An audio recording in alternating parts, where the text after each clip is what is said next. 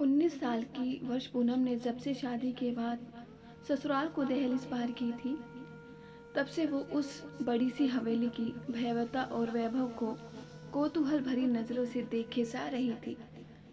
गृह प्रवेश के बाद कुछ खास रस्में नहीं हुई और पूनम को बड़े ठाकुर रघु प्रताप जी के आदेश पर सीधे ही उसके सुहाग रात के कमरे में पहुंचाया दिया गया था। हालांकि लगभग 50 साल रघु प्रताप जी की पूनम के साथ ही दूसरी शादी की थी।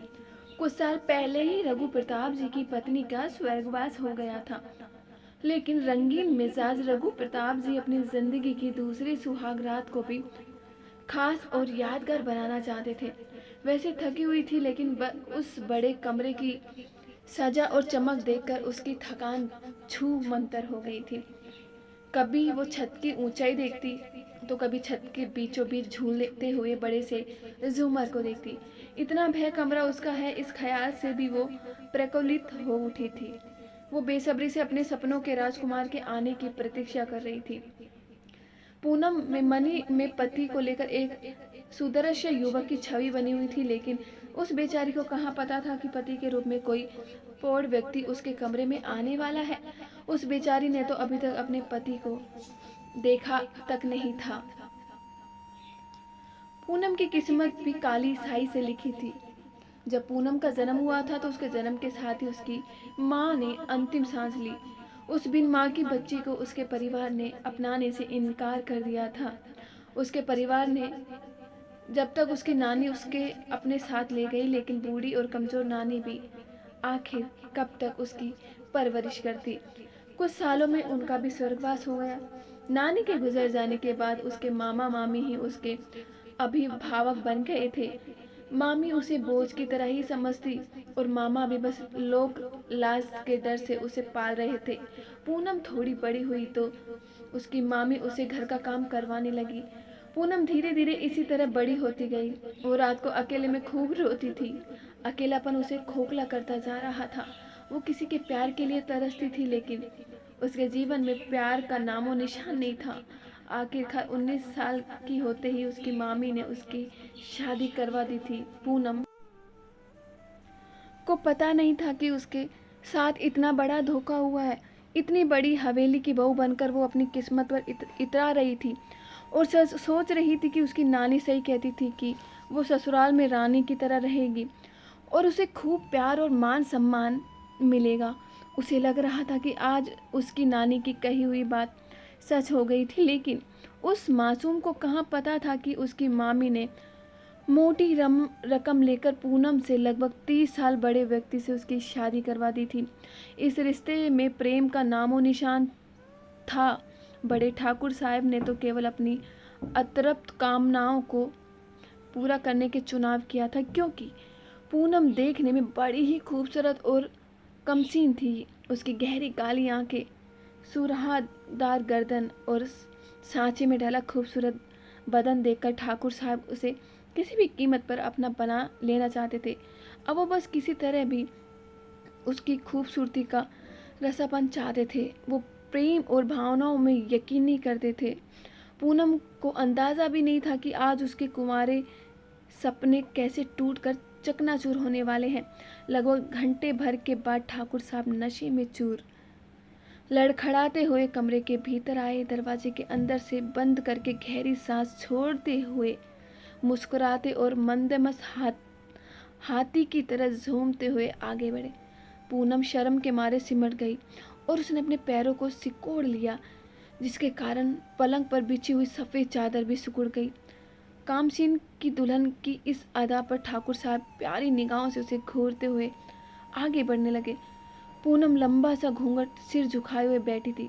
उसके शरीर में सनसनाहट सी होने लगी। अब उसका पति उसका घूंघट उठाएगा। अगले ही पल ठाकुर साहब ने उसका घूंघट भी उठा दिया। पूनम ने शर्मा कर अपनी पलकें बूंद ली, लेकिन शराब के बदबू से उसका चौंक कर आंखें खुली और अपने सामने ठाकुर साहब को वो जैसे उम्रदाज इंसान को देखकर पूनम हैरानी से उछलकर उठ खड़ी हुई। दहशत के मारे चीखते हुए बोल पड़ी, कौन है आप और इस वक्त यहाँ क्या कर रहे हैं?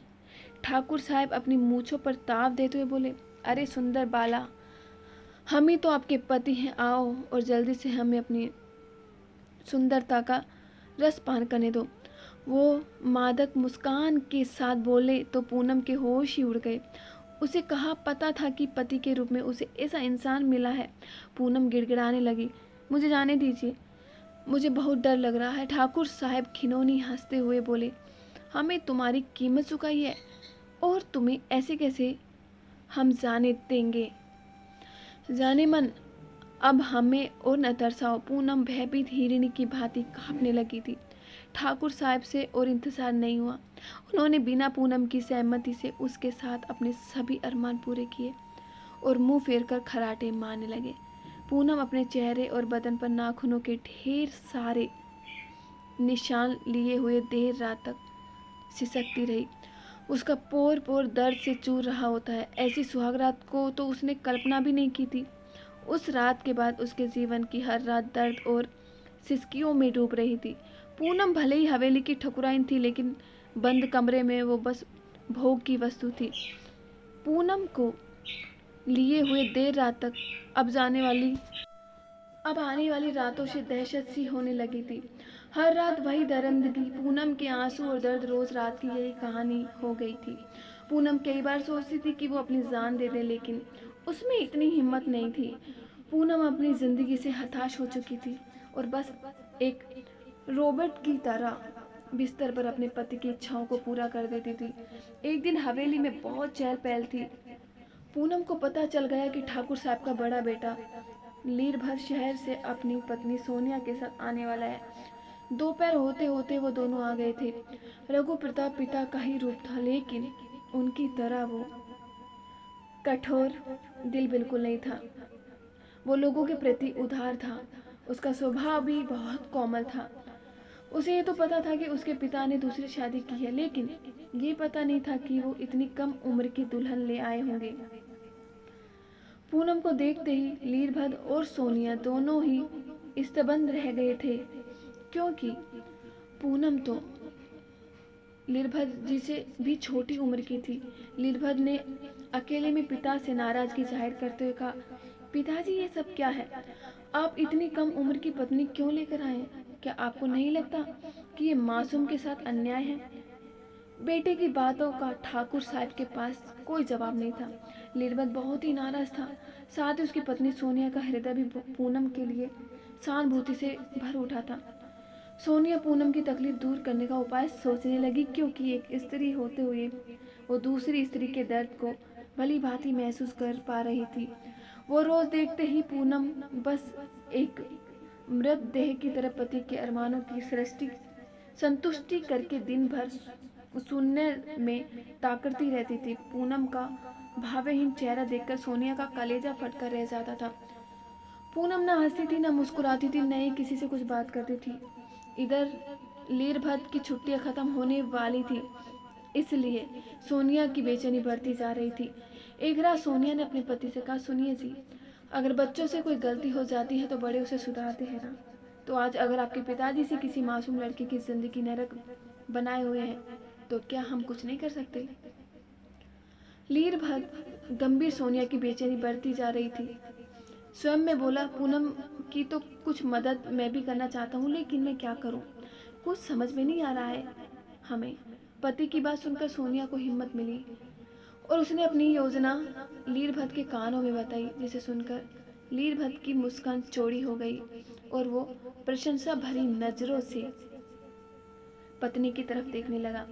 लेकिन अब इस योजना को सफल बनाने के लिए पूनम को विश्वास में लेना बहुत जरूरी था और इस कार्य को करने का जिम्मा सोनिया ने उठाया।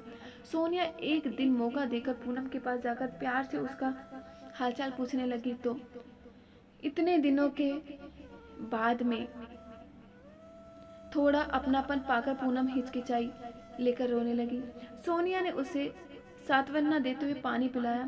धीरे धीरे पूनम सोनिया से खुलने लगी थी और अपने मन का दर्द भी उसे साझा करने लगी थी। एक दिन सोनिया ने पूनम से कहा कि यदि तुम इस नरक से निकलना चाहती हो तो मैं और मेरे पति तुम्हारी मदद करना चाहते हैं और तुम्हारी मदद करेंगे, लेकिन इसके लिए तुम्हें भी इसमें हिम्मत दिखानी होगी। इतना कहकर सोनिया ने अपनी योजना के बारे में पूनम को भी बता दिया। पहले तो पूनम डर गई, लेकिन फिर उसने सोचा कि ऐसी ही जिंदगी खराब हो ही गई है तो हिम्मत करके देख लेते हैं। उसने उससे सहमति दे तो दी थी, लेकिन लीरभद्र और सोनिया आगे की तैयारी में जुट गए थे।